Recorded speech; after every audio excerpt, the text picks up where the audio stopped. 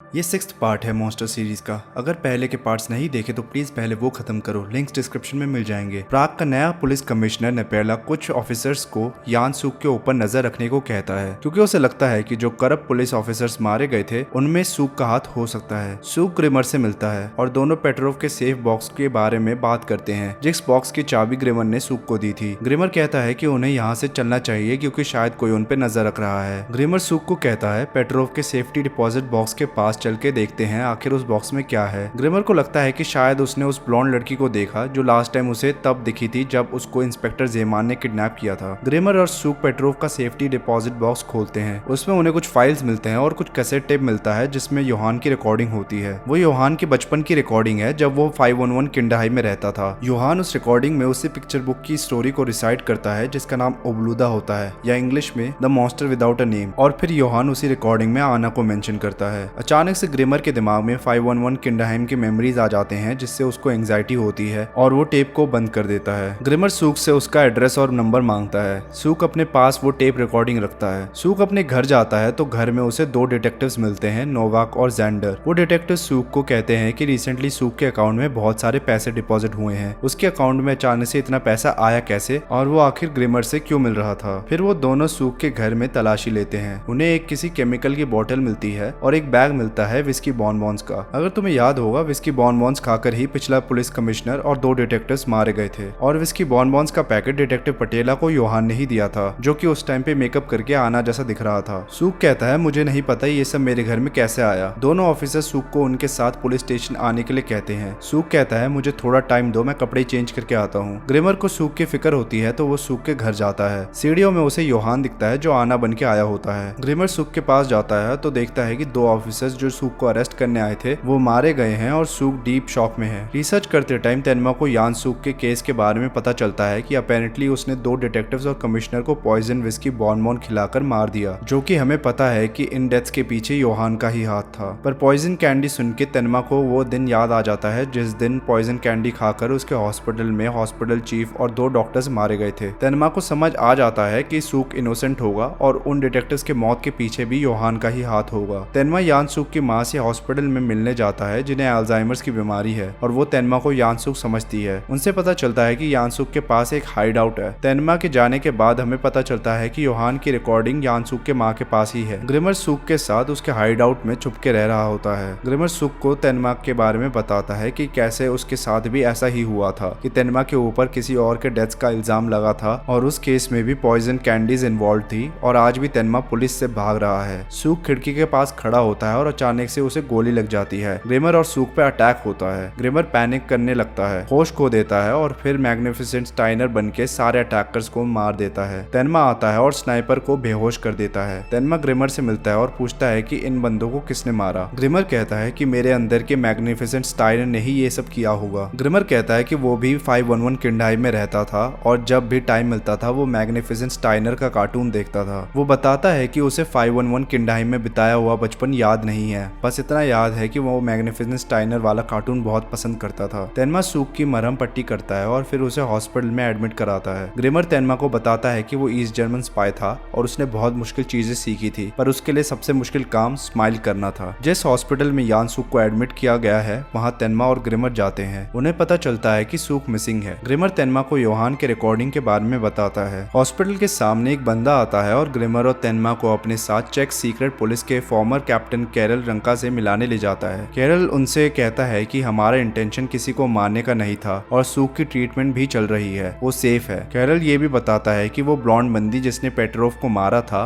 और जिसने सूक के घर में दो ऑफिसर्स को मारा था वो इनके ऑर्गेनाइजेशन के साथ नहीं है। कैरल कहता है एक काम करते हैं, तुम मुझे योहान की रिकॉर्डिंग दे दो और मैं तुम्हें यान सूक वापस कर दूंगा। तेनमा और ग्रिमर ये डील लेने से मना करते हैं। कैरल अपने भतीजे की फोटो दिखाता है और कहता है कि क्या ग्रिमर उससे 511 किंडहाई में मिला था। ग्रिमर कहता है कि उसे याद नहीं है। वहाँ से निकलते टाइम ग्रिमर को याद आता है कि कैरल का नेफ्यू बहुत अच्छा इंसान था और उसका नाम एडोल्फ राइनहार्ट था। आना यानी असली आना, एक काम करते हैं अब से ना इसको नीना ही बुलाते हैं क्योंकि योहान आजकल आना बन के घूम रहा है। तो नीना डीटर के साथ प्राग पहुंचती है और वहाँ वो नोटिस करती है कि बहुत लोग उसे जानते हैं, इवन दो अभी अभी वो यहाँ आई है। उसे पता नहीं होता कि योहान यहाँ चाची 420 बन के घूम रहा है और आना का नाम यूज कर रहा है। आना 3 फ्रॉग्स वाले बिल्डिंग पे जाती है जहाँ जाकर कुछ बचपन की मेमोरीज ट्रिगर होती हैं जब वो वही मॉन्स्टर वाली पिक्चर बुक पढ़ रही थी। ग्रिमर और तेनमा फिर से कैरल से मिलते हैं। ग्रिमर कहता है हम टेप तो नहीं दे रहे, पर तुम्हें एक बार प्राइवेट में हम उस टेप को प्ले करके सुना सकते हैं। तेनमा ग्रिमर और कैरल को अपनी और योहान की सारी स्टोरी बता देता है। कैरल बताता है कि चेक सीक्रेट पुलिस में एक बंदा था फ्रांस बोनापार्ता, उसके पास एक मैंशन था और बोनापार्ता एक बुक का ऑथर भी था जिस बुक का नाम था the monster without a name, जो वही योहान वाली पिक्चर बुक है। योहान वो कैसेट टेप ढूंढता हुआ आना के गेटअप में सूक की माँ के पास हॉस्पिटल जाता है। ग्रिमर और तेनमा उसी हॉस्पिटल में जाते हैं वो कैसेट टेप लेने। उन्हें पता चलता है कि एक ब्लॉन्ड लड़की भी वहाँ आई थी, पर अभी भी वो टेप सूक की माँ के पास ही होता है। सूक की माँ कहती है मैं तुम्हें टेप दे दूंगी, मुझे एक बार मेरे बेटे से मिलना है। कैरल उन्हें सूक से मिलाने ले जाता है। कैरल, ग्रिमर और तेनमा मिलकर वो रिकॉर्डिंग सुनते हैं। वो रिकॉर्डिंग योहान के बचपन की टाइम की है। योहान उस रिकॉर्डिंग में कहता है जो एक्सपेरिमेंट्स और ट्रेनिंग 511 किंडरहाइम में उस पे की जा रही है, शायद उसकी वजह से वो सब भूल जाएगा, पर वो आना को नहीं भूलना चाहता। उसके बाद की रिकॉर्डिंग योहान ने गायब कर दी होती है जब वो सूक की माँ से मिलने आया होगा। बाकी की रिकॉर्डिंग की जगह उसने ये बोला होता है मैं तुम्हें बाकी की रिकॉर्डिंग सुनने नहीं दूंगा। अगर सूक के साथ उस दिन ग्रिमर ने पूरी रिकॉर्डिंग सुन ली होती तो ये सस्पेंस नहीं रहता कि बाकी की रिकॉर्डिंग में क्या है। तेनमा नई रिकॉर्डिंग सुन के समझ जाता है कि ये योहान की आवाज है और योहान ही वो ब्लॉन्ड लड़की बन के घूम रहा है। लुंगी कमिश्नर नेपेला से मिलता है। नेपेला उसे पेट्रोव और इंस्पेक्टर ज़ेमान के डेथ के बारे में बताता है। लुंगे नेपेला को the monster without a name वाली बुक को ट्रांसलेट करने को कहता है। लुंगे सूक के दोस्तों से पूछताछ करता है। उनसे उसे पता चलता है कि सूक एक लड़की से मिलता था जिसका नाम आना लीवर्ट था। लुंगे को रियलाइज होता है कि उस लड़की का नाम भी आना लीवर्ट था जिसके पेरेंट्स का 10 साल पहले मर्डर हो गया था। लुंगे उस पब्लिशिंग कंपनी के पास जाता है जिसने ओब्लूदा यानी the monster without a name वाली बुक पब्लिश की थी। उसे वहां पता चलता है कि उस बुक के राइटर फ्रांस बोनापार्ता के कई नाम थे, इंक्लूडिंग एमिल शेरबे। लुंगे को एक स्केच बुक मिलती है जिसमें उसे एक प्रेग्नेंट वुमेन का स्केच मिलता है जिसने 2 ट्विंस को पैदा किया, एक लड़के को और एक लड़की को। नेपेला लुंगे को the monster without a name वाली बुक ट्रांसलेट करके देता है। उसे पता चलता है कि स्टोरी में एक नाम मेंशन्ड है, योहान। जो बच्चे पेट्रोव के साथ रहते थे वो जानते हैं कि पेट्रोव को ग्रिमर ने नहीं मारा था और ग्रिमर को इनोसेंट प्रूफ करने के लिए वो उस ब्लॉन्ड लड़की को ढूंढते हैं क्योंकि वो उन्हें पेट्रोव के मर्डर सीन से बाहर जाती हुई दिखी थी। तेनमा और ग्रिमर पेट्रोव के घर जाते हैं। वहाँ अनाथ बच्चे जो पेट्रोव की मौत से पहले उसके साथ रहते थे, उन बच्चों ने ग्रिमर के लिए मैसेजेस छोड़े होते हैं कि पेट्रोव को उस ब्लॉन्ड लड़की ने मारा था। ग्रिमर तेनमा से बातें करता है। वो कहता है कि उसे इमोशंस या फीलिंग शो करना नहीं आता। एक बच्चा भागता हुआ ग्रिमर के पास आता है। उसका नाम एंटोनिन होता है। वो बच्चा कहता है कि वो सब मिलकर उस ब्लॉन्ड लड़की को ढूंढने की कोशिश कर रहे थे जिसने पेट्रोव को मारा था, पर उनमें से एक बच्चा जिसका नाम मिलोश होता है वो गायब हो गया है। लुंगी यानसुक की माँ को हॉस्पिटल में मिलता है। वो बताती है कि तेनमा, ग्रिमर और कैरलोस से मिलने आए थे और उससे पहले एक ब्लॉन्ड बालों वाली आई थी, पर वो एक लड़की नहीं थी, पर लड़कियों के कपड़ों में एक लड़का था। योहान आना के कॉस्ट्यूम में अपने अपार्टमेंट में मिलोश के साथ बातें करता है। जब तेनमा और ग्रिमर उस ब्लॉन्ड लड़की को ढूंढते हुए वहां पहुंचते हैं, मिलोश और योहान वहां से ऑलरेडी जा चुके होते हैं। ग्रिमर तेनमा को बताता है कि जब उसके बेटे की मौत हो गई थी तो उसके फेस पे कोई एक्सप्रेशन नहीं था, थोड़ा सा भी दुख नहीं था। ये देख के उसकी वाइफ ने उसे छोड़ दिया, ये बोल के कि वो स्टोन कोल्ड इंसान है जिसके अंदर कोई इमोशंस ही नहीं है। योहान मिलोश को बताता है कि मिलोश को उसकी माँ ने शायद अबैंडन कर दिया है। योहान मिलोश को चेक बॉर्डर के पास रेड लाइट डिस्ट्रिक्ट पे ले जाता है, ये बोलकर कि उसे उसकी माँ वहाँ मिल सकती है। अपनी माँ को ढूंढता हुआ वो रेड लाइट डिस्ट्रिक्ट पे घूमता है। वहाँ वो बहुत गलत चीजें देखता है। ये सब देखने के बाद वो डिप्रेस हो जाता है और ट्रॉमेटाइज हो जाता है। दुखी होकर मिलोश एक ब्रिज के एज पे खड़ा होता है और खुदकुशी करने का सोचता है। ग्रिमर और तेनमा वहाँ पहुँचते हैं। ग्रिमर मिलोश को हक करता है। मिलोश के फेस पे कोई एक्सप्रेशन नहीं होता। ये देखकर ग्रिमर को पहली बार लाइफ में रोना आता है। वो मिलोश को कहता है कि जस्ट बिकॉज उसकी माँ नहीं है डजंट मीन कि उसे कोई चाहता नहीं। अगले दिन लुंगे यानसुक से मिलने जाता है। वो कहता है चिंता मत करो, मैं तुम्हें अरेस्ट करने नहीं आया। सुक कहता है मैंने कुछ नहीं किया, मैं इनोसेंट हूँ। लुंगे कहता है तुम एक डिटेक्टिव हो तो डिटेक्टिव जैसा सोचो, जो तुम्हारे सबसे करीब हो उस पर डाउट करो। वो इस बात पे हिंट करता है कि शायद सारी परेशानी का कारण आना है जो असल में योहान है। लुंगे कैरल को इंटरव्यू करता है। लुंगे कैरल को कहता है शायद तुमने एक मॉन्स्टर को जन्म दिया है। लुंगे the monster without a name book के राइटर फ्रांस बोनापार्ता की बात करता है जो रोज मैंशन में रहता था। कैरल कहता है जो रोज मैंशन में हुआ मैं उसे भूलने की कोशिश कर रहा हूँ। वो कहता है रोज मैंशन में सारे पॉलिटिकल प्रिजनर्स और रिसर्चर्स एक दिन अचानक से गायब हो गए। कैरल कहता है मुझे बस इतना ही पता है। लुंगे कहता है उस मैंशन में 7th फ्लोर में एक प्लास्टर्ड वॉल है, मैं उस वॉल को तोड़ के देखना चाहता हूँ कि उसके पीछे क्या है। कैरल उस वॉल के बारे में सोच के डरता है और कहता है अगर तुम वहां गए तो तुम्हारी और मेरी दोनों की जान को खतरा हो सकता है। तेनमा फ्रांस बोनापार्ता के एडिटर सोवाक से मिलने जाता है। सोवाक बताता है कि बोनापार्ता एक साइकोलॉजिस्ट और मेडिकल डॉक्टर भी था। वो कहता है कि लास्ट टाइम वो 1981 या 82 में बोनापार्ता से मिला था, जब बोनापार्ता ने एक नई स्टोरी लिखी थी, एक लव स्टोरी जिसमें एक मॉन्स्टर को प्यार हो जाता है। जाने से पहले बोनापार्ता ने कहा था कि उसके पास एक और स्टोरी है जिसमें एक दरवाजा है जो कभी खुलनी नहीं चाहिए। अगर दरवाजे को खोल दिया तो मॉन्स्टर बाहर आ जाएगा। सोवाक तेनमा की फोटो न्यूज़पेपर में देख के पुलिस को फोन कर देता है। रोज मैंशन में जाके लुंगे वो प्लास्टर वॉल तोड़ देता है। उसके पीछे उसे एक दरवाजा मिलता है। रूम के अंदर एथेनॉल की बू आती है। लुंगे सोचता है कि यहाँ बहुत लोग मरे होंगे। वहाँ एक फोटो होती है जो उस स्केच बुक से मैच करती है जो रिसेंटली लुंगे को मिली थी। लुंगे सोचता है ये ब्लॉन्ड महिला शायद उन ट्विंस की माँ है। ग्रिमर एक लेटर लिखता है जिसमें वो अपने आप को पेट्रो और जेमान का किलर बताता है। ग्रिमर का प्लान होता है कि वो लेटर पुलिस को भेज देगा और फिर प्राग से भागकर जर्मनी चला जाएगा। क्योंकि ग्रिमर सारा इल्जाम अपने ऊपर ले रहा है तो पुलिस सूक को शायद अरेस्ट ना करे। ग्रिमर और तेनमा एक दूसरे को अलविदा कहते हैं। सोवाक की कॉल की वजह से पुलिस बहुत इजीली तेनमा तक पहुंच जाती है और उसे अरेस्ट कर लेती है। और यहाँ खत्म होता है मॉन्स्टर सीरीज का 6th पार्ट। वीडियो पसंद आई तो लाइक और सब्सक्राइब करो। मिलते हैं नेक्स्ट वीडियो में। बाय।